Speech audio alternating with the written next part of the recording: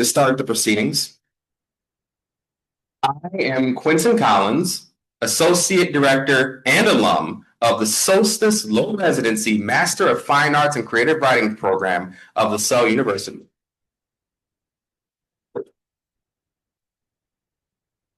Welcome to the sixth in a series of 8 evening readings taking place here in Auburndale, Massachusetts, as part of our January 2026 10-day on-campus residency, start of our spring 2026 semester. There we go. For tonight's reading, first up, we will have our comics and graphic narratives faculty member, Josh Neufeld, who will be introduced by LaSalle University Assistant Provost and novelist, Ken Calhoun. Then we will conclude with alum grad assistant, Yellow Submarine driver, Noah Shea, who will be introduced by yours truly. Ken, welcome up to the mic.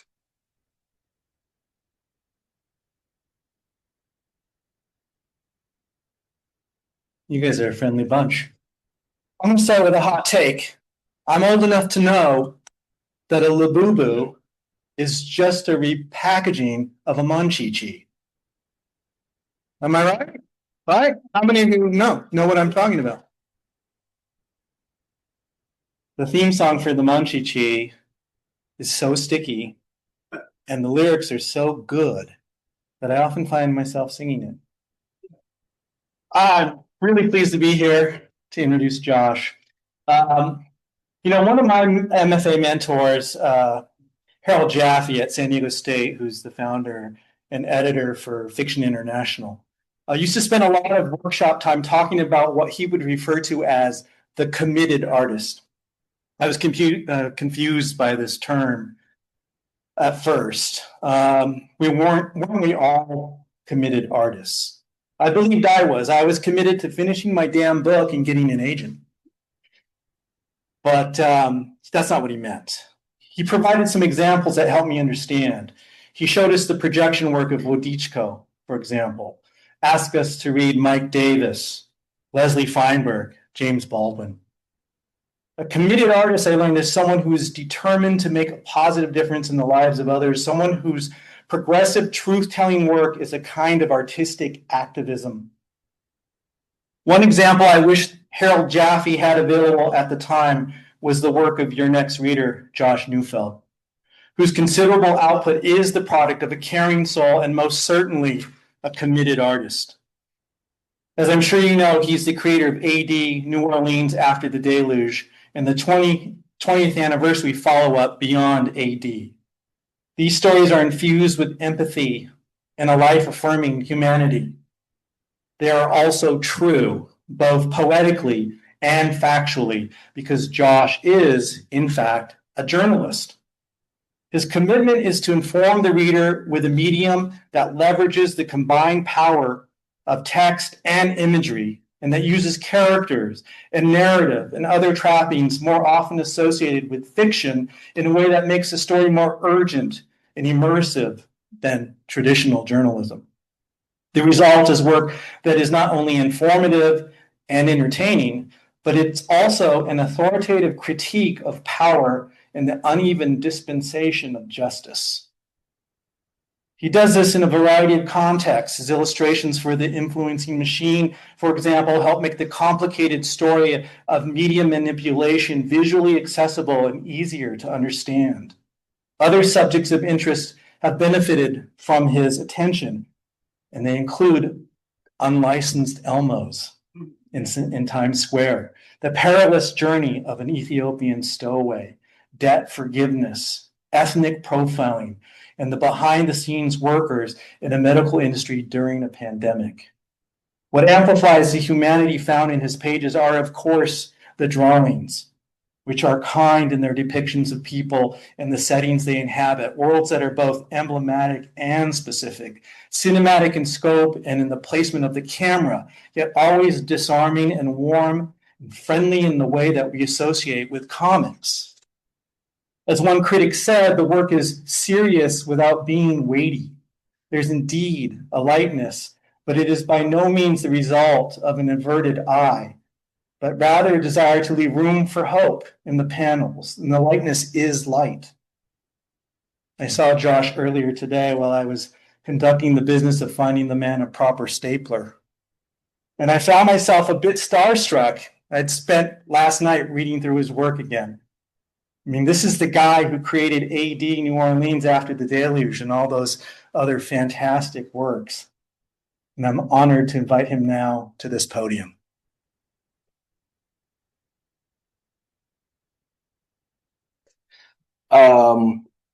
Ken, thank you so much. What a wonderful, warm introduction. Appreciate it so much. It means a lot. I'm always so humbled by these kinds of things because the life of a writer, artist, cartoonist, as you all know, is often a very solitary and frustrating existence. And my greatest dream, and I assume all of yours, is to be able to reach other people with your work and to know that, I've at least reached you, means a lot. And so thank you again. And Ken has saved my butt so many times since we've been here at Solstice, since Solstice has been here at LaSalle, with various things. Your office happens to be in the same place I teach workshops, so he's helped me out many times when I needed help. So thank you again for that. So grateful to be up here and to be reading with Noah and Meg. We miss you. And yeah, it's good to be back, everybody. It's been a while. Nice to see all of you. So yeah.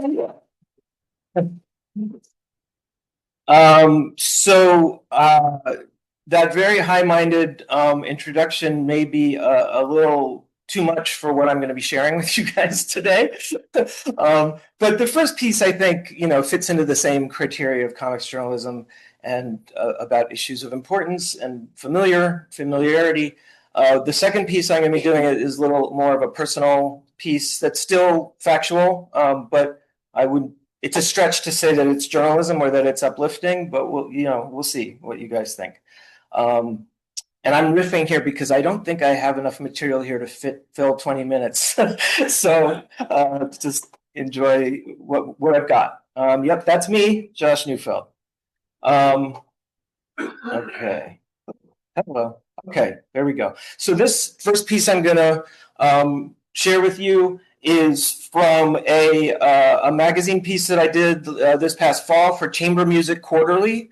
And chamber music, it can also mean jazz and other smaller ensembles. The editor was putting together a special issue devoted to conversations between artists from different practices. So, for instance, there might be a photographer talking to a poet about similarities and differences in their approaches to work. So I got invited to speak to a New Orleans jazz musician, and I was also invited to draw the cover. So there's a selection of the various people who are in this issue and like excerpts from their conversations. That's me down there. And let's jump into the story itself. So this conversation is between Dr. Michael White and Josh Neufeld. That's this guy. And it's called Recovery and Finding the Next Frame. Dr. Michael White is a highly acclaimed clarinetist, band leader, composer, musicologist, jazz historian, and educator. He lives in New Orleans. This is a little inside baseball here. So this is going to be like a story, but in cartoon form. Exactly, that's the plan. Editor's note: this conversation takes place in Zoom space, so it's like we're very like in the looking glass here, right? Because you are watching on Zoom, and this is anyway. So anything that your character is saying will be an actual quote from the interview. Same thing with me; it'll be the actual words. The comics I create are often about loss and resilience. So your story really resonated with me, especially with what you lost in the flood after Hurricane Katrina. It devastated this museum that you had accumulated: recordings, books, musical instruments, reeds, banjo strings, memorabilia. Yeah, the first time I went back to the house, I saw some of the clarinets on top of debris, cases broken open. They looked like bodies in coffins.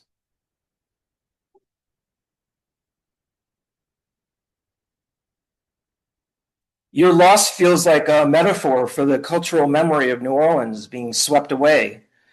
Yeah, it felt like a lot more than just me and my collection. Like, I had interviewed musicians that were born before 1910 and collected a lot of things that are not in jazz history books. It was part of the history of the city's music that got lost. So how do we as artists process these emotions, these kinds of emotions?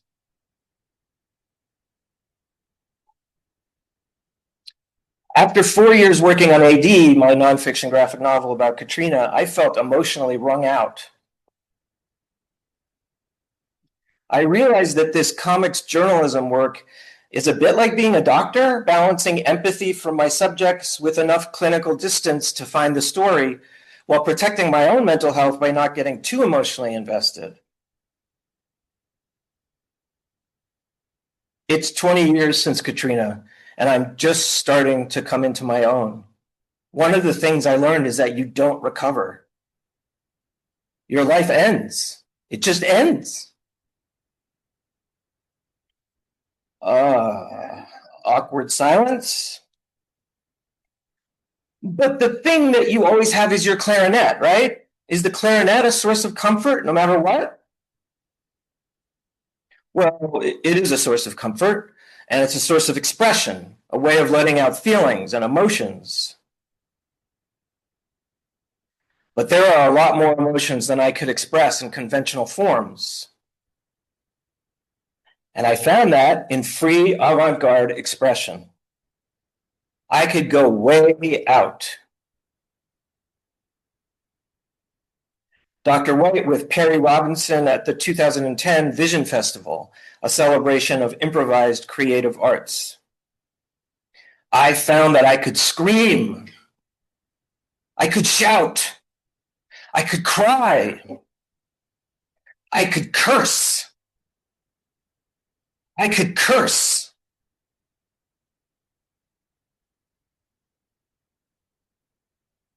So that's a whole other aspect of this. I feel a new life, a new musician, anew with possibilities. Of course, people in New Orleans don't know I do that. I cannot do anything like that on any of my jobs. It's like your secret identity. Yes, it is. It's an underground, undercover personality. I'm so happy for him. This past August, Dr. White published a commentary in the New Orleans Advocate, What Our Music Teaches Us About Recovery. In some ways, Hurricane Katrina was a chance to use the lessons found in our traditional jazz culture. A new level of improvisation became a necessary part of life.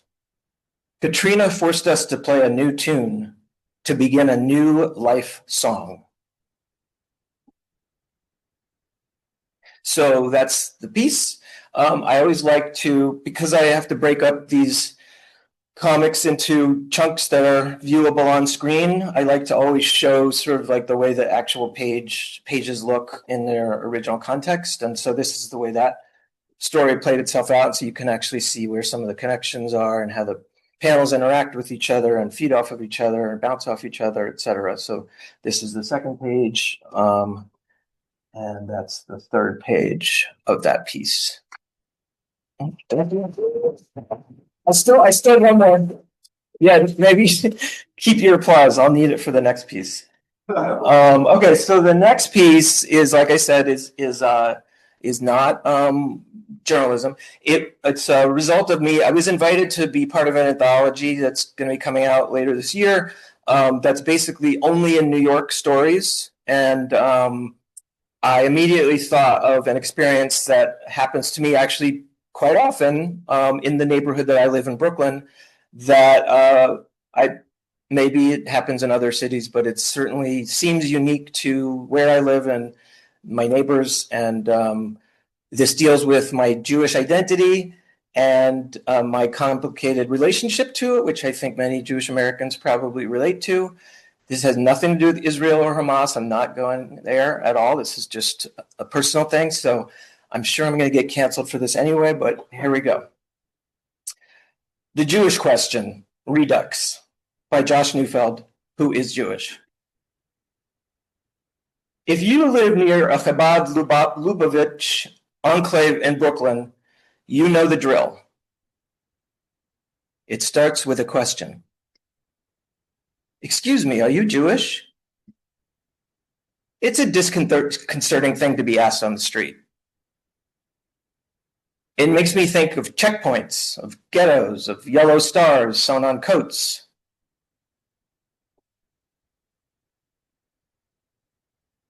But these guys aren't Nazis. They're my people. Technically. They're on a mitzvah campaign. During key holiday periods, if they can get a secular Jew to engage in certain simple rituals, like listening to the sound of a shofar, a ram's horn,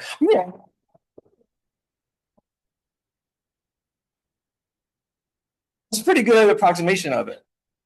Or shaking a lulav, tree branch, and etrog, a kind of lemon, while reciting a Hebrew prayer. Baruch atah Eloheinu, Baruch atah Adonai. They believe they're performing a mitzvah, a service to the Jewish world. Rumor has it they even keep scorecards, the number of mitzvahs bagged per day. Gotta catch them all. Do you notice that Pokemon's wearing a yarmulke? I just want to think. So worth noting, they never ask Black, Latino, or Asian people if they're Jewish. Guess even religious outreach isn't immune from racial profiling. Way to reinforce stereotypes and exclude converts. So, okay, this is one of these situations where the image takes up the whole page and it'll be too small for you guys to read it. So that's what this next page looks like, and I'm just going to zoom in on things. Speaking of which, what does it even mean to look Jewish? When I was younger, I thought I could pass. After all, I don't conform to all the stereotypes. Blonde, wavy hair, not dark, tight curls. Glasses, the giveaway, too much time spent reading the Torah in the dark. Potato nose, not hooked. Jewish lips. Those are my mom's words, not mine.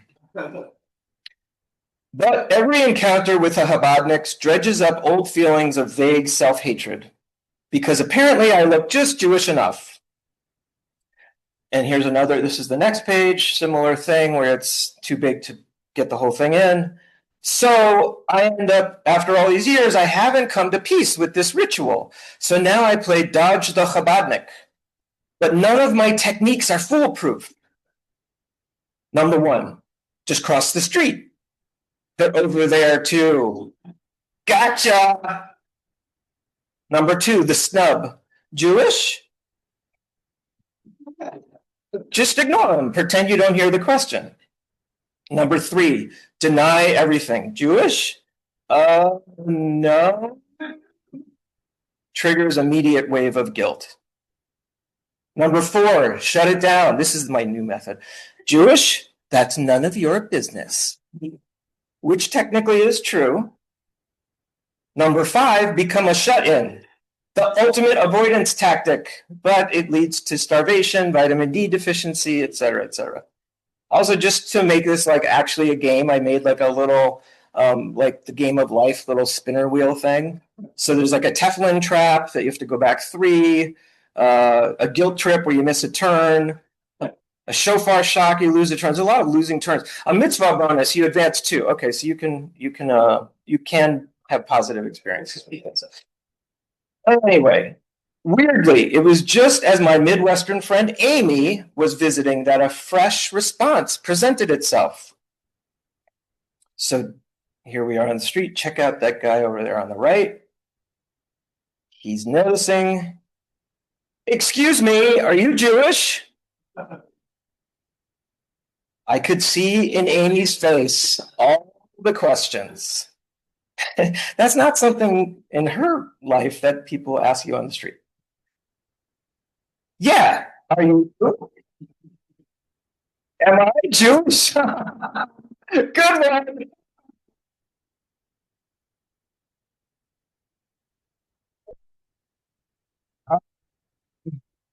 Somehow I'd handled the theological drive-by only in New York. Sei gesund. That means bless you all. And that's it. Hey, thank you. Hi, everybody. In case you don't know, I am Quentin Collins, Associate Director and an alum of the Solstice MFA program, here to introduce Noah Shea.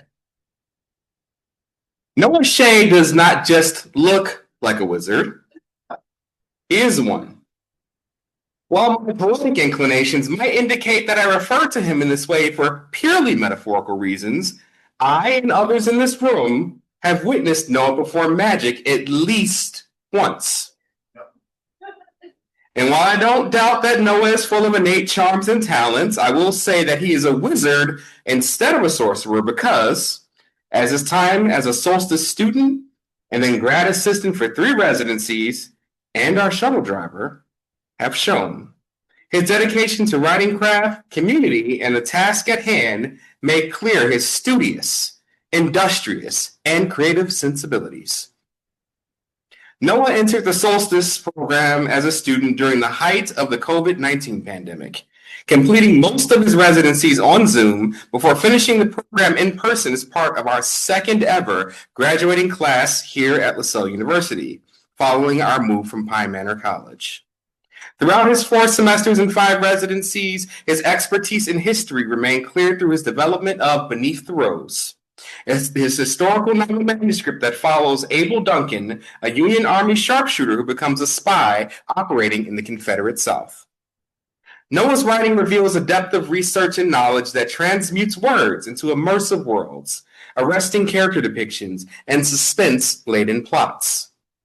Whether swamps, country roads, or cabins, Noah conjures a time long before our own with precision. Here's an example from his manuscript. As Abel drew nearer, he could make out a dilapidated barn. He approached the hay door and noticed a star with a circle carved into it on the jamb. He kneeled to take a closer look at it, touched it with his left hand, then stood. This must be it. He carefully pulled open the door, which groaned as it swung on its hinges. Inside, there was a roan horse, already saddled. He stumped his front legs. Abel approached the beast one slow step at a time. The horse calmed itself. He allowed Abel to come close and then touch him. The horse seemed more comfortable with his presence, so he climbed into the saddle, and when there was no protest from the animal, he rode him out of the barn. With the hay door open now, the world of the barn was illuminated. Across the way in the tree line, Abel now made out a narrow path. With few other options, Abel decided he'd follow it and see if it would lead to the road. With Noah's literary attention to detail, it's no surprise that he'd once again apparate to the stage, this time serving again as our yellow submarine driver, as we like to call him, taking our faculty, staff, and students on fantastic journeys between the Boston Marriott Newton and campus. As always, we cannot thank Noah enough for his assistance and his fellowship, and we're thrilled to have him back again. Please join me in welcoming him to the stage for his latest enchantment.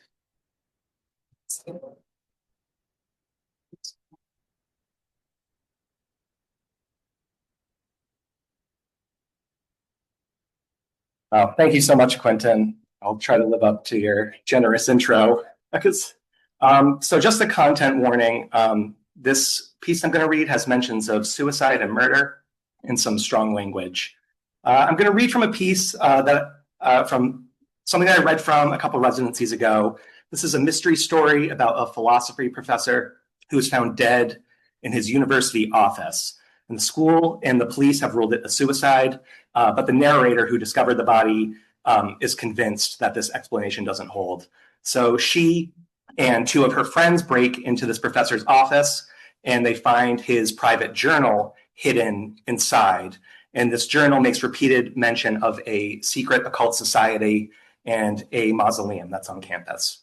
And so this scene takes place a little bit after their investigation starts, and one of the characters has had too much to drink. I fumbled with the dorm key, but managed to open the heavy lock with unsteady fingers. Kasim grunted, Miriam's weight taking its toll on his shoulder. I got the door open. We stepped inside. He lowered Miriam onto her bed, and after we pulled off her shoes, we tucked her under the covers. She smiled and nodded, already drifting off to sleep. I grabbed my water jug and went down to the hall to fill it at the bubbler. When I returned, Kasim was seated next to her, holding her hand. He had moved my plastic trash bin to her bedside. I decided not to make a big deal out of it. I placed the jug on Miriam's nightstand, sat down on my own bed, and let my feet dangle off the side. How is she doing? I asked. She's fine. Kasim stroked the back of Miriam's hand with his thumb. Just overindulged. The worst that will happen is she'll regret it tomorrow. She'll regret it tomorrow, but I regretted it now. We were meant to have gone straight to the mausoleum. Maybe we already be in possession of the next clue. And what if that were the one that led us to Dr. Ward's killer? Instead, we overdid it on the partying, and the killer became that much closer to escaping justice. It was hard for me to put all the blame on Miriam for the pitfall, though. That is, despite her pressuring me to dance with Trent. It was my idea to go to the party in the first place, and it was an ill-conceived plan. I said, hopefully she'll be better by tomorrow night so we can get back on track, but I didn't press further. It's not like it would sober her up faster. We'll see, said Kasim. We still have our studies to worry about, you know? Tomorrow's a school night. Miriam roused, reached, and struggled to grab the water. Kasim handed it to her. She took several large gulps, then placed it back on the bedside table. Is the room spinning to you guys? She sat up on her elbows. Kasim gingerly pushed her back down. No, I said. Miriam hiccuped. I'm sorry I ruined the night. I said, it's okay. Kasim shot me a look. You didn't ruin the night. But we were supposed to go to Anne Mary's grave and find out who killed Dr. Ward. Yeah, we were, but this is more important right now. Kasim pulled the blanket up to cover her arms. Miriam's head lolled back onto the pillow. Her breaths were deep and heavy. A couple of minutes later, she was snoring hard. We watched her sleep for a moment that Kasim's eyes met mine. So, he said, Trent, huh? Shut up. I mean, he doesn't really strike me as your type, but I guess crazier things have happened. The party might have been worth it if we actually accomplished what we set out to do. I crossed my arms. Kasim said, did I or did I not say it wasn't going to be your thing? You did, but I was hoping to have something to show for my effort. Kasim looked down at Miriam. Her chest was rising and falling in a steady rhythm. The time on my phone read 12:48 a.m. She's going to be out until at least noon, I said. There's still time for us to hit the mausoleum. And leave Miriam alone? What if she needs us? She's tough, and this isn't the first time she's passed out drunk in the room. She'll be fine for an hour. I think it's a bad idea. She couldn't even walk. She's asleep. She won't even notice we were ever gone. Kasim scrunched his face. Finally, he said, okay, fine. Let's just make it a quick trip. This time I donned a beanie and a heavy coat for the trek across campus. Kasim fastened the buttons on his pea coat as we left my dorm and returned to the cold. His hair swept back by the icy wind. I stuffed my stinging hands inside my coat pockets. We walked a few blocks until we crossed to the other side of campus, while my eyes wandered from dead winter gardens to porticos and gabled rooftops of colonial homes, and eventually up into the dark, cloudy sky over the city, the moon hardly more than a diffused blotch of yellow behind a gray shroud. Neither of us spoke. I was still perseverating on Miriam. I know I had said it was my fault, but if our roles were reversed, it was hard to imagine she let me forget what it cost her in time. But maybe that was uncharitable. The last couple of weeks have been hard on all of us. There's something I have to tell you, Kasim said. He stopped in the middle of the sidewalk after we crossed Angel Street.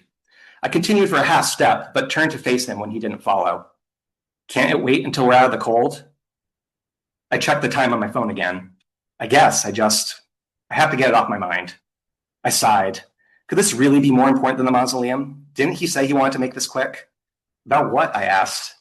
Just don't be mad, okay? There was a small lull. Neither of us spoke nor moved.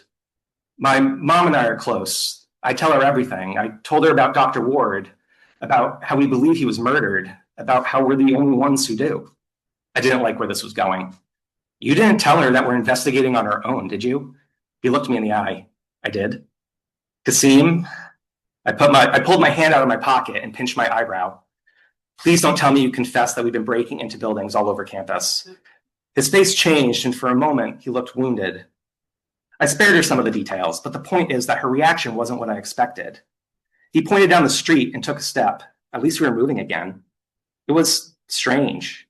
She said that the matter was settled. Dr. Ward killed himself. Even after I explained to her that you had discovered the body, that you're the closest thing we have to a witness. She said you were probably traumatized and misremembered, or you were trying to reach for a narrative that made more sense to you.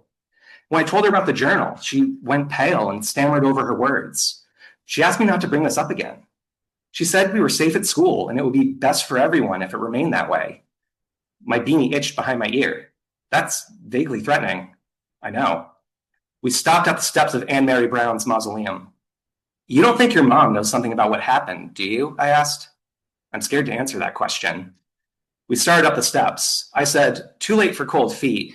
Kasim plopped his bag on the top step in front of the great brass doors that guarded the entryway. A sedan blasting Yeah by Usher rolled past us. It came to a stop at the corner of Brown and Charlesfield, then continued, Ludacris's voice fading through the distance, followed by the thump of the bass. An eerie silence settled in the wake. I stood between Kasim and the street while he fished through his bag for the lockpicks. When he found them, he unzipped their pouch and crouched in front of the doors. He finagled the picks and jimmied the lock. It took a little longer than usual, but that made sense. Anne Mary had a seriously heavy-duty crypt. The lock clicked open, and we both froze, anticipating the shrill cries of a blaring alarm. But when we were met with only more silence, Kasim pulled the heavy door open and held it. After you, he said. I stepped into the dark interior. The air was stale and sickly sweet. The door crashed shut behind me, followed by footfalls on hard wood. A hand touched my shoulder, and even though I knew it was Kasim, I still jumped a little. He flicked on a flashlight, handed it to me, then rummaged through his bag again in search of a second. There were no windows in the mausoleum, which meant that while it was pitch dark inside, there was no chance our lights could be spotted by anyone who happened to be on a late night stroll. What are we looking for again? Kasim asked. I shrugged. Anything that looks pertinent, I guess. Or Hawkins' sword. Dr. Ward seemed really interested in it. Maybe that's more than just a coincidence? Seems like kind of a long shot, he said. We separated to explore the gallery. There were all kinds of paintings in the mausoleum, land and seascapes, still lives, portraits of Anne Mary, and other people I did not recognize. Their myriad colors, a vivid contrast to the deep red painted walls they clung upon. Glass display cases sported an impressive collection of porcelain figurines, pottery, china, and swords. We took our time perusing the collection, checking each item for anything that could have been interpreted as a clue. We didn't speak. The only noise was that of our footsteps, a little too loud, as they echoed off the walls and vaulted ceiling. After several minutes of waving our lights about, wandering and admiring the exotic array of art pieces, I paused in front of a portrait of a woman with sad eyes. She wore a white gown and bonnet and clutched a cat close to her stomach.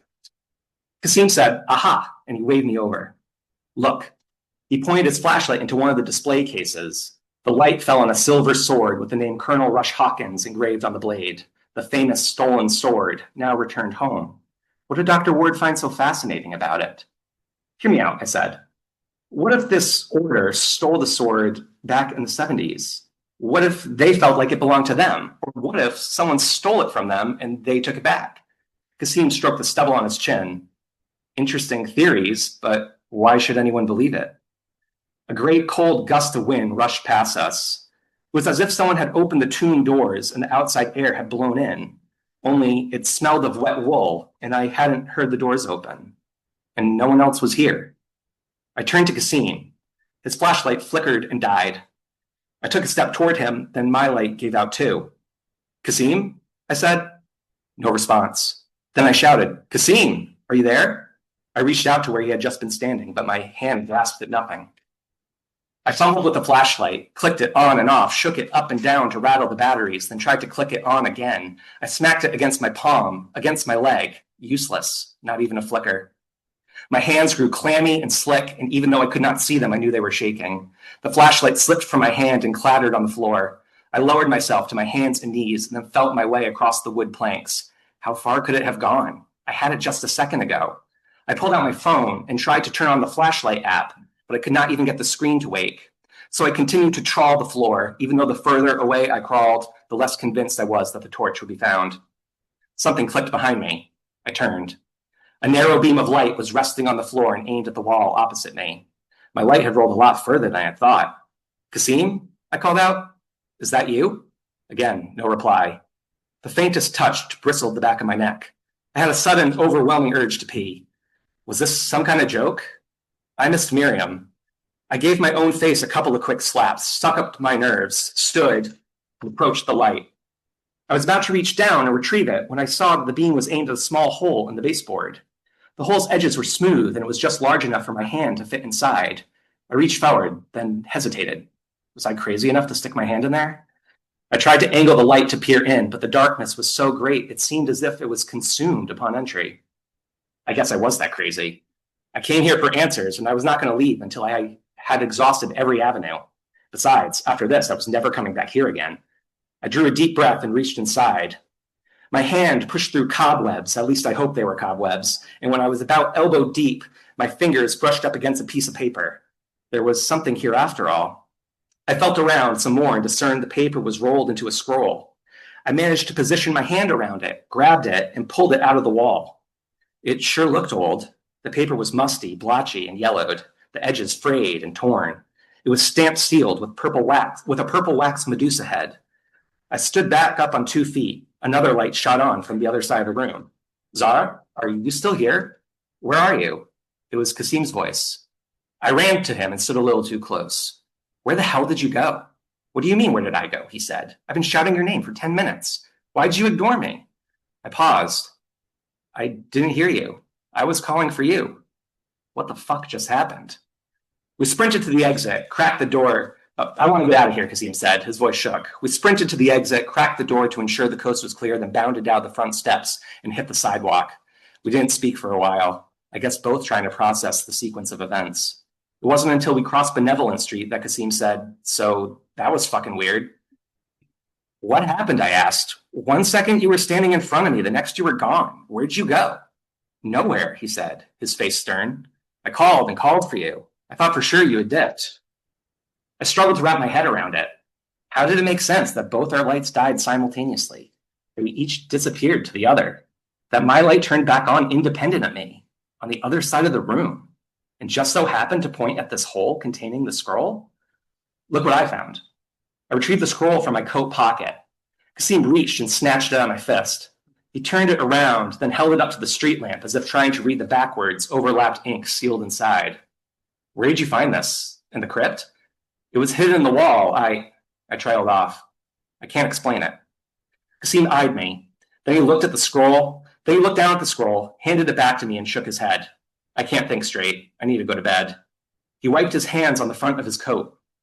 I didn't protest. I also wanted to unwind after what we'd just been through. Besides, my phone was working again, and I could see it was past 3 a.m. Kasim offered to walk me back to the dorm, and I agreed, even though I didn't want him to know that I was still a little rattled. Maybe he was too. Hey, he said just before we parted ways. Have you said anything to your parents? I mean, about the murder? Are you kidding? No. They'd make me come home in an instant. Either the school is too dangerous or they'll think I'm having an episode. They cannot know. Not until this has been put to rest. He gave me a concerned look, but whatever he was thinking, he kept to himself. All right, he said. Let me know how Miriam is holding up in the morning, will you? Then he spun on his heels and descended the concrete stairs and back towards the street. Thank you.